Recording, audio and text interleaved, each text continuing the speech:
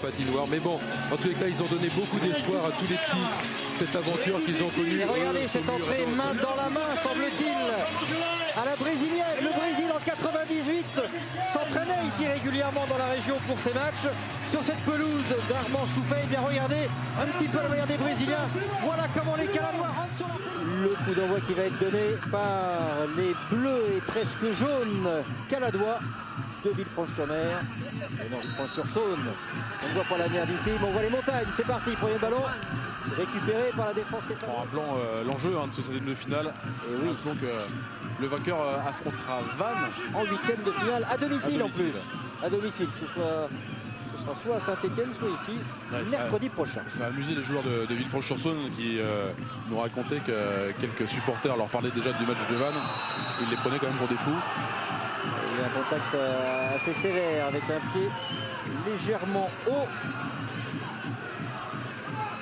De Kevin Mirala. Oh, c'est même le genou qui est venu heurter le visage de l'adversaire. Pierre Nabi. Pour les joueurs de Jean-Michel Picollet, qui joue pas trop sur la retenue pourtant, il se livre bien. Ils ont une petite absence défensive tout à l'heure qui leur a coûté le but, mais il aurait pu ne pas leur coûter ce but si le drapeau s'était levé. Ouais, ça n'a pas semblé entamer leur allant en tous les cas. Et la tête, elle était cadrée. Ballon bien redressé mais bien défendu, juste sur la ligne, sur cette tentative de Pierre Nlatt. On revoit sur ces ralentis, oui. Abrassa est monté avec presque son double mètre. Oh, il y a des ascenseurs. On s'est bien appuyé quand même sur les épaules de l'adversaire. Mais surtout, il n'y avait personne pour ramasser ce ballon de relance du côté de Villefranche. Ça va vite, Bergesio qui a résisté à Chavrondier. Attention Bergesio, et le service est bon. Et le retour, il est pas mal non plus, signé Nlatt. Le jeu, ça... Le décalage, tranquillement, posément. Ils ne peuvent pas remonter par le milieu parce que le milieu a du mal à se montrer et à être présent. Il a trouvé quand même une solution avec Miralles sur la droite. Centre du Belge contré avec un corner à la clé. Oui, il a dosé les efforts et je pense qu'ils sont bien donnés là dans cette première mi-temps et sur un terrain qui est assez lourd quand même. Ils risquent peut-être de le payer un peu en deuxième. Il est légèrement pas trop. Vous voyez à peu près ce que je veux dire. Oui, globalement pas trop mal. On est habitué à votre langage. C'est la demi-finale de la Coupe de France depuis 93, année où Saint-Etienne avait perdu en demi-finale contre le FC Nantes. Il y en a eu des Coupes de France remportées par la Saint-Etienne. L'occasion de saluer notre compère Christian Lopez que vous retrouverez la semaine prochaine pour le match entre Toulouse et Brest le mercredi. Je vous rappelle que dès le mardi, le lendemain de la 23e journée de Ligue 2, il y aura le match Arles-Avignon-Caen. Et bien dès le mardi, il y aura Boulogne-Guingamp à 18h, 20h45. Le Paris Saint-Germain sera en déplacement à Vesoul et le mercredi Toulouse-Brest en fin d'après-midi. Et en prime time le soir à 20h45, l'affrontement à Bollert entre Lens et l'Olympique de Marseille. Et heureusement pour les joueurs de Villefranche qu'il y a eu une faute sur Nlatt parce que le malheureux Lopez est resté au sol de l'autre côté du terrain s'il y avait eu un contre stéphanois. Rythme Jean-Luc, à l'image d'un Guy Lavogui. Avec franchissement de haie mais manqué cette fois-ci. Il avait peut-être besoin.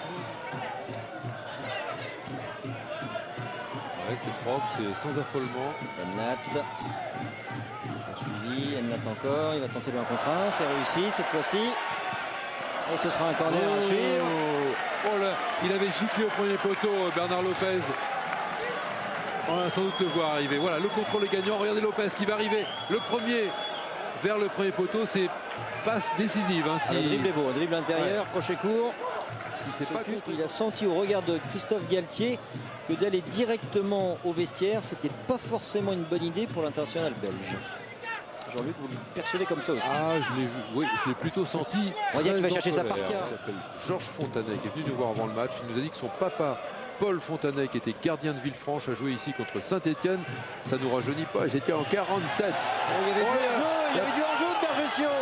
Ça n'a pas été signalé. Mais je pense que là, l'arbitre assistant a oublié de lever son drapeau. Alors attention. On attendait depuis un bon moment de la part de Villefranche.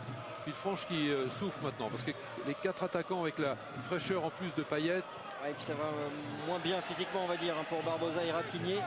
Ouais, ils sont vraiment à 4 devant maintenant. Avec l'appui de Matuidi, ils sont 4, 5, 6 maintenant. Allez. Ouais, Enlat qui va obtenir le coup franc. Il a mis la tête. Sanogo a mis le pied. À 10 minutes du terme. Et on voit les gestes des attaquants de Villefranche avec Lopez. Évidemment, les joueurs de Villefranche qui désormais défendent à 5, à 6. Et au milieu de terrain, c'est difficile de remonter tous ces ballons. Ça, ouais.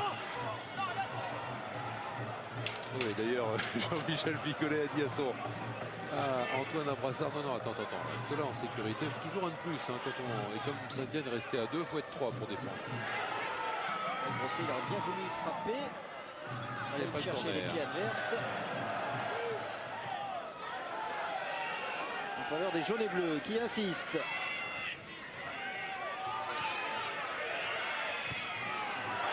Le contre est favorable, le centre est bon. C'était tout proche. Oh là là, Lopez, il y a vraiment des ballons à quelques centimètres près qui pourraient lui arriver. Il est toujours bien placé. C'est Monsoro. Ouais. Tantôt c'est Diakate, Monsoro ou Matuidi.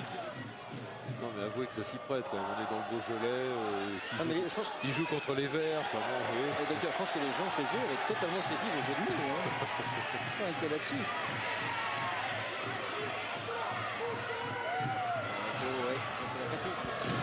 Diagonale. Ratigné, c'est effacé, non, Ratigné encore. Barreto, qui a plongé quand même un peu physiquement. Barreto, physiquement, il n'y est plus, ouais, exact. Ouais. Il a perdu de sa tonicité et de son explosivité. Il a du mal à courir, enfin à enchaîner les sprints là, maintenant. Ce n'est pas le cas de Grosset avec Barbosa entre les surfaces de réparation. Toujours Barbosa, décalage pour Enlat, le centre de Pierre Enlat. Et l'égalisation quand même. Jusqu'au bout, ils y ont cru. On vous avait parlé de ces ballons. Il marquait à la tête, mais bon. En début de match, ça peut passer quand on est frais. Ça revient à gauche là-bas, Bétiol. Allez, qui insiste. Planté qui est gêné. Bon travail là-bas, côté gauche, et centre qui met dans l'embarras les défenseurs stéphanois avec des...